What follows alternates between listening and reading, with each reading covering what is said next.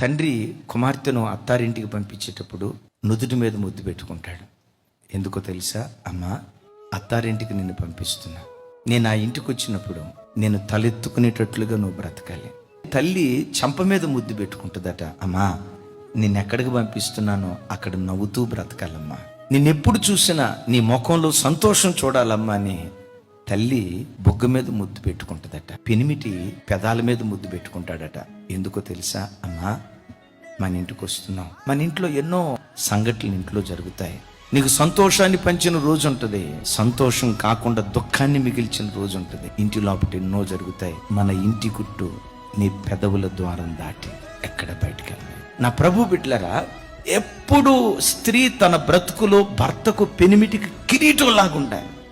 ఇంటి గుట్టు ఎంత జాగ్రత్తగా కాపాడుతుందో అలాంటి స్త్రీ తరతరాలకు కొనియాడబడును గాక.